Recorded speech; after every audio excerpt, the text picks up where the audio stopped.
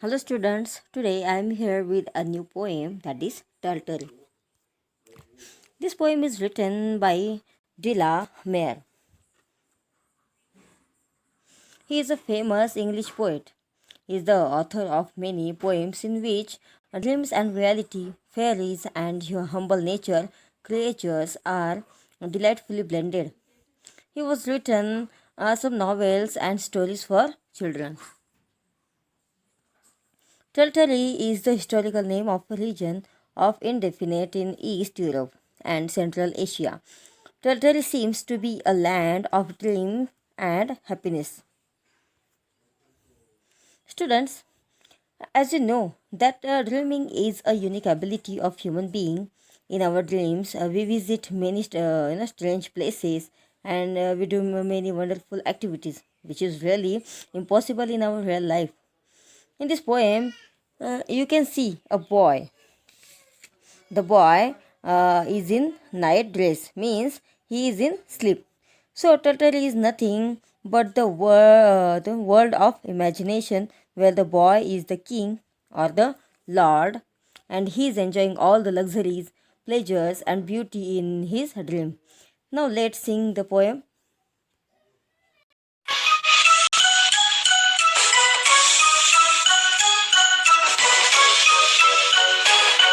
If I were Lord of Tartary, myself and me alone, my pet should be your ivory of beaten gold, my throne. And in my court should peacocks flaunt, and in my forest tigers haunt, and in my pools great fishes land their fins athwart the sun.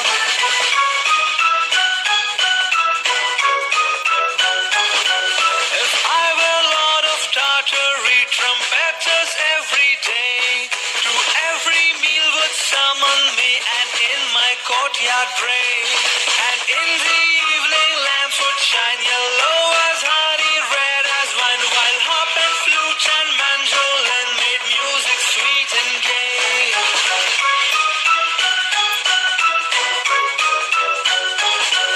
If I were Lord of Tartary, I'd wear a robe of beads. White and gold and green they would be in clustered thick as seeds. And there should wane the morning star. I'd don my robe and scimitar, and zebra 7 should draw my car through Tartary's dark lake.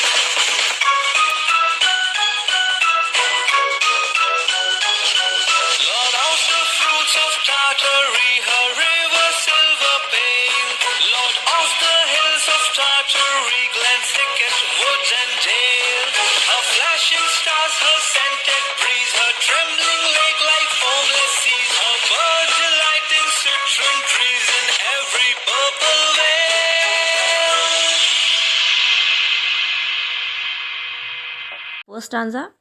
If I were Lord of Tartary, myself and me alone, my bed should be of ivory, of beaten golden my throne. In these lines, the poet shows his wish of ruling over the land of Tartary. He does not want to share his kingship with anyone and wants to rule his imaginary land alone. Then he describes different luxuries of this dream land. He says that for relaxing, his bed should be made of ivory. Apart from that, his royal seat should not be an ordinary one, rather, it should be made of pure gold. In short, these starting lines gives little glimpse of the luxuries that the poet wishes to enjoy in this dreamland. See the second stanza. And in my court should peacocks flaunt, and in my forest tigers haunt, and in my pools great fishes land their fins athwart the sun. In these lines, the poet gives a little more detail about his dreamland Tartary.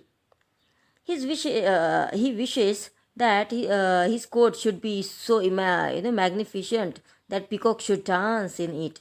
He would like to see tigers hunting in his forest. In the pools of his imaginary land, big and beautiful fishes should swim. The fins of these fishes should be so beautiful that it reflects the bright rays of sun. In short, in these lines, the poet provides a beautiful picture of his beautiful imaginary land. Third stanza. If I were Lord of Tartary, trumpeters every day, to every mill would summon me, and in my courtyard play. In the starting line of this stanza, the poet again shows his desire of ruling over the land of Tartary. Then, in the coming lines, he describes different royal features of his court. He desires that there would be trumpeters in his court who, on the time of every meal, should call him by playing their trumpets in a loud voice. In short, in these lines, the poet gives a beautiful picture of his royal life. Fourth stanza. And in the evening, lamps would shine yellow as honey, red as wine, while harp and flute and mandolin made music sweet and gay. In these lines, the poet gives an evening picture of his dreamy land. He says that in the evening lamps would shine in his court. The light of these lamps should be as yellow as honey and as red as wine. He wishes that musical instruments like harp, flute, and mandolin would be should be played by musicians in court. The combination of these musical instruments would create an sweet and flaunt effect. Fifth stanza. If I were Lord of Tartary, wear a robe of beads, white and gold and green they be, and clustered thick as seeds. In the beginning line of this stanza, the poet again shows his desire of ruling over the land of Tartary. Then, in the preceding lines, he gives detail about his magnificent dress. He says that he would wear a long gown that will be made up countless green and golden beads. This shows that not only he wants his land a symbol of beauty, but wants beautiful things for himself also. This shows that he himself wants to be beautiful and charming, just like his dream land Tartary. Sixth stanza.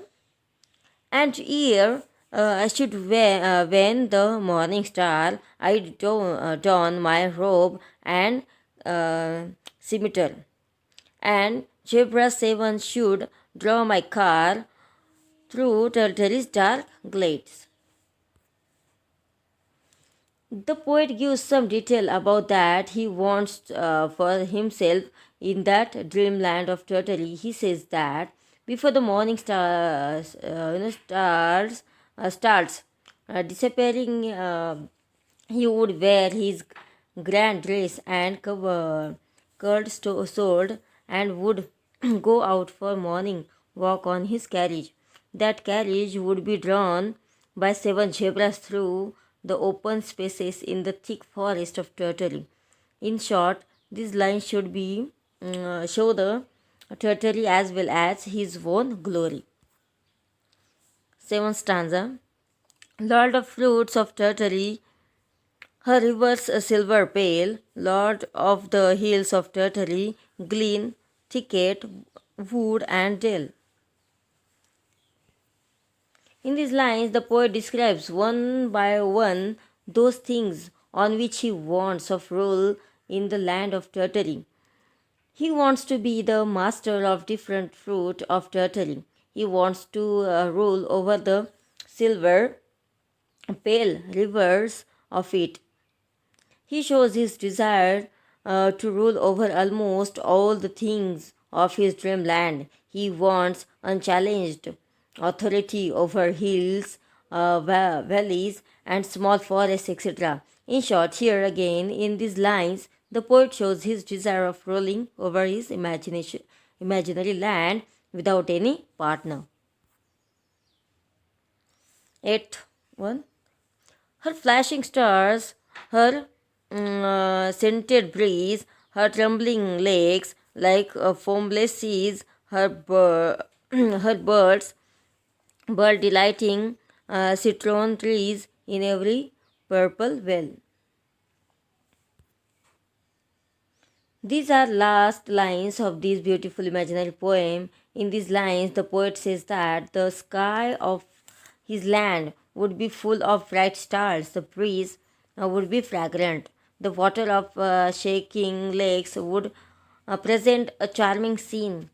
The water of these lakes would be as clear as the water of foamless seas.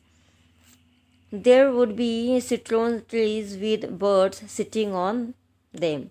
These birds would be singing delightful songs. Every valleys of that beautiful land would be full of purple flowers and leaves.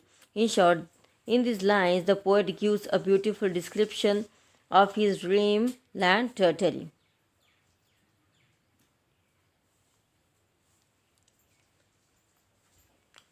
Let's see the summary.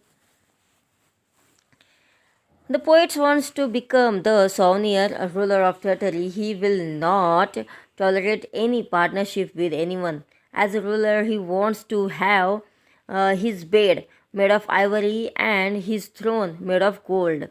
He would like to see peacocks moving on his court and tigers moving in his forest, and then colorful fish moving in his pool and reflecting the sun rays. He would like to attend his meal after receiving a call from the trumpeters. He would enlighten his courts with colorful lamps and would listen melodious music of harp, flute, and mandolin. He would wear a rich dress embroidered with colorful and thick beads. Early in the morning, he would like to wear his rich dress and get on the coach drawn by 7 zebras to visit Tartary's dark passages among the woods. Then he would enjoy the fruitful trees of Tartary, its silver pale rivers, its mountains, its woods, its valleys, wavy lakes, and seas free of foam, and citron trees that host the singing birds in the purple valleys. Like this very simple imaginary poem it was. I hope you like it. Thank you.